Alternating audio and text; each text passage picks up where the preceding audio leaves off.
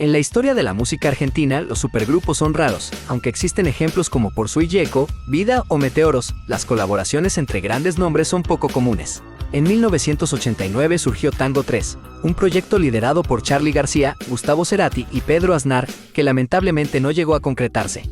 Aunque no se materializó, este intento fue el inicio de futuras colaboraciones y canciones entre ellos.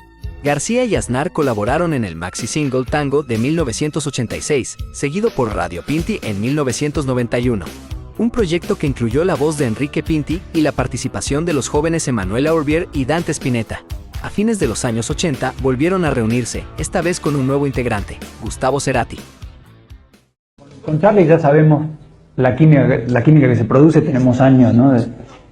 de eso. Y con Gustavo Cerati, él es un tipo que tanto Charly como yo respetamos muchísimo, un tipo de una voz excepcional, un compositor maravilloso, un excelente guitarrista. Es una persona súper interesante con la cual trabajar. Y me parece que la combinación de los tres personajes es una combinación fuerte, ¿no? Creo que cada uno puede aportar una cosa única que cada uno tiene. Con Gustavo estamos en mucho más contacto que con Charly, que anda a saber dónde anda perdido hace más de 6 meses que no lo veo.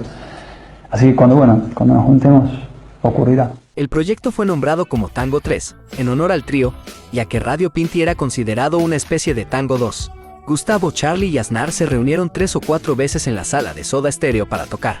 Estas sesiones improvisadas les permitieron intercambiar instrumentos y hacer arreglos a 3 voces. De esos encuentros surgieron Sueles dejarme solo, que terminó en el disco Canción Animal de Soda Stereo, una canción de Pedro que terminó en Tango 4 y No te mueras en mi casa, cuya letra fue creada de manera divertida, como en el juego del diccionario, con cada uno aportando palabras. Esta canción terminó quedando en el disco Filosofía Barata y Zapatos de Goma de Charly. La idea central fue de Charly.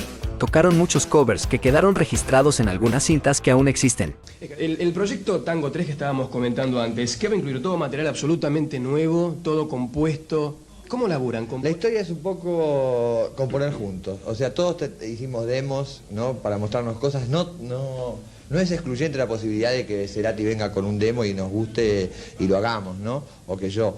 Pero la idea es zapar, conocernos como ver la alquimia que se produce y digamos hacer una cosa grupal. O sea, yo creo que el defecto de Tango 1 fue como que se notaba mucho la diferencia entre las canciones de Pedro y las mías. Entonces tenemos como asunto prioritario, digamos, componer juntos, que Gustavo pele una melodía, Pedro arregle algo, yo de repente haga la letra. O sea, la idea es colaboración, no ego. La idea es, digamos, por supuesto, el que tenga más, digamos, el que sea más dueño de un tema seguramente será la voz cantante. Pero en todos los temas va a haber coros, va a haber mucha armonía vocal, va a ser mucho de cantar con el pecho abierto, con fuerza. Pero además que vos están identificables. Sí. Sin embargo, todos estaban muy ocupados. Pedro tenía una gira con Pat Metheny y Gustavo estaba profundamente involucrado en la creación de Canción Animal. Soda Stereo estaba en su apogeo con muchos compromisos, y para Gustavo, dedicar tanto tiempo al proyecto de Tango 3 era una decisión significativa. En esas sesiones también se habría tocado por primera vez Lisa, una canción compuesta por Cerati que finalmente aparecería en su primer álbum solista, Amor Amarillo. Aunque Tango 3 nunca avanzó más allá de esos ensayos, no hubo malestar entre los músicos. La admiración mutua y la camaradería se mantuvieron. En 1991, García y Aznar lanzaron Tango 4, en el que Cerati fue invitado a tocar la guitarra en el tema Vampiro. Finalmente, en la presentación de Bocanada en 1999, Charly se unió a Cerati en el escenario del Gran Rex para tocar juntos. Y en una entrevista para el programa Versus, recordaron las sesiones de Tango 3 y confirmaron que esas cintas de aquellos días aún existen. Lo más cercano a esto fue un disco que íbamos a hacer con Pedro Aznar y él, que se llama Tango 3. Yo tengo las cintas, te cuento. Tengo las cintas todavía de eso. Podríamos intentar, ¿no? Sí, así. O sea, con la humedad que les agarró deben estar bueno. Tango 4, Tango 5, cualquier cosa. Internacional. Tango 01. 02. Escuchame.